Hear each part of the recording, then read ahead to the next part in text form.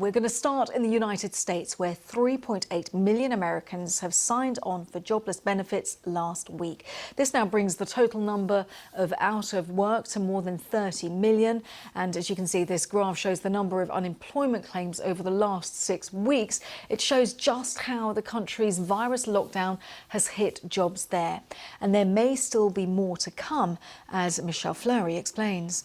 We saw 3.8 million Americans filing for unemployment benefits, and as you point out, this is a reduction from what we saw the prior week, which was above 4 million, and certainly down from the 6.9 record figure that we saw 1 week in March.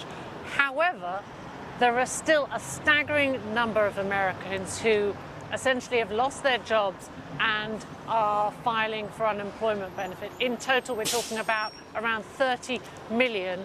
That is 1/5 of the working age population who is now making claims, who is without a job. And it gives you a sense of the sort of depths of this kind of labour market contraction we're seeing as a result of the pandemic. And when it comes to consumer confidence, when is the situation, if it's impossible to sort of bring to mind how the people are coping, those who have lost their jobs, who are claiming unemployment benefits, when will we see a situation where people will be willing to spend, when we're going to see consumer confidence pick up? Yeah, I mean, a short time ago I was at a food pantry and there was a line about 2 blocks long. You know, it's hard to imagine when you're in that situation queuing up to get food, at what point do you start to feel confident again? There is no end in sight, at least here in New York City, as to when the lockdown will end. Therefore, it's hard to imagine when the jobs market will pick up. And so that makes it very hard to see how you do get confidence. And when that does happen, you talk to many people, they tell you the same thing. On the one hand, they need to get back to work because they need the jobs, they need the income. On the other hand, they're nervous. They don't expect things to get back to how it was before. Or I was talking to a restaurant owner who was saying, you know, with half a sort of restaurant full, they can't make the kind of money they need. That's why you don't expect consumer confidence to recover soon. That's why consumer spending remains so muted with everything shut. Michelle Fleury there in New York. Well, yesterday we heard the US economy had suffered its most severe contraction for more than a decade after GDP shrank at an annual rate of 4.8% in the first 3 months of the year. Today, the European Union, the world's largest economic bloc, says its economy shrank at the sharpest pace on record in the first quarter. And this graph shows the GDP of all countries who are using the euro. Between January and March, there was a contraction of 3.8%, even worse than during the financial crisis of 2008. France registered its worst economic slowdown since the Second World War. And the head of the European Central Bank says that how much worse the damage gets depends on how long countries maintain their virus lockdowns. Given the high uncertainty surrounding the ultimate extent of the economic fallout, growth scenarios produced by ECB staff suggest that euro area GDP could fall by between 5 and 12% this year, depending crucially on the duration of the containment measures and the success of policies to mitigate the economic consequences for businesses and workers. Christine Lagarde with the situation with the Eurozone. Well, Aaron Heselhurst has more on the impact that coronavirus has had on European economies.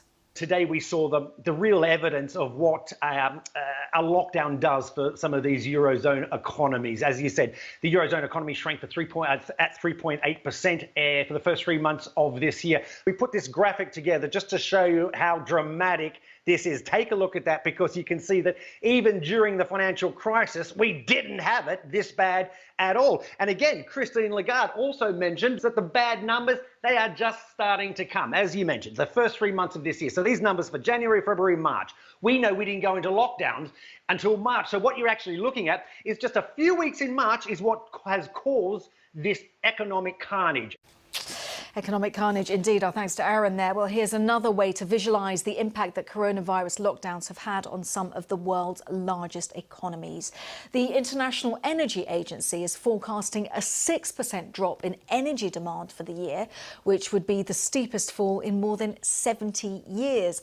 And they predict global carbon dioxide emissions will fall by a record 8%. But the head of the IEA, Fatih Birol, adds that given the number of deaths and the economic trauma, this historic decline in global emissions is absolutely nothing to cheer.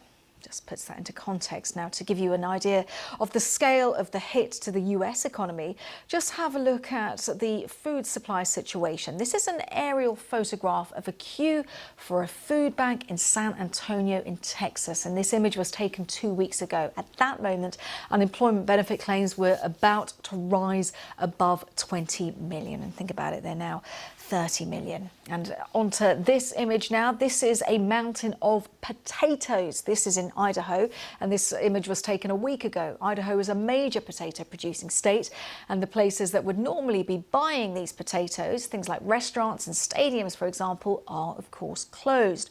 So, well, farmers are having to abandon their crops because they have no one to sell to. And the US is the largest economy in the world. It has huge resources to stop people going hungry. Stephanie Hegarty has been looking at places where that isn't the case.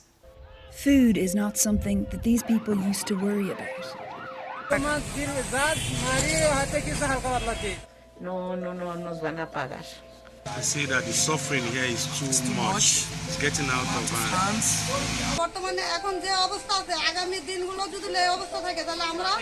This pandemic doesn't treat everyone equally. When you're living on a daily wage, being out of work means no money for food. This is not animals, this is hungry people. Their world is being ripped from under them. The International Labour Organization says that 1.6 billion people could be out of work as a result of this pandemic. That's half the world's workers. Mire, todo lo que ama me ha dado.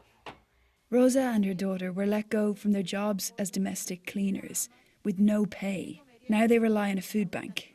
¿Qué nos hace falta? ¿Qué hace falta? Que ayuden a los que estamos abajo. Porque también sabemos trabajar, también sabemos ganarnos la vida. Pero ahorita, ¿dónde y cómo? ¿Cómo está, señora Rosa? Buenos días. ¿Cómo le va? Governments all over the world have plans to help people on the breadline, but it's not getting to some fast enough. And there aren't always food banks to fill the gap.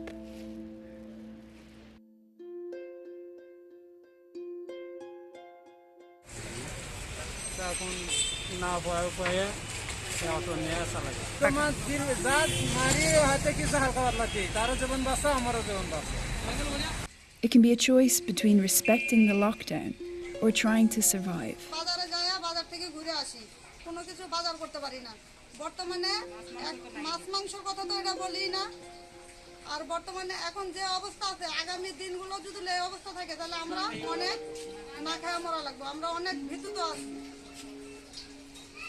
We wanted to speak to Anju again, but she left the city to her parents' village, where at least she can grow something to eat.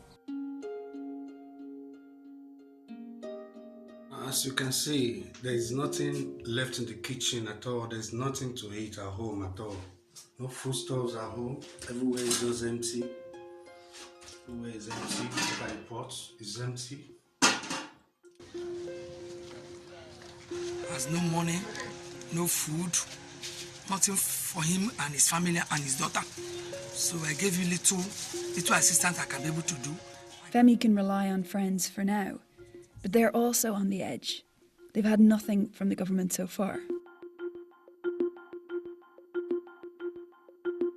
Lockdown restrictions have cut Prasanna off from her local market, and stocking up is not an option.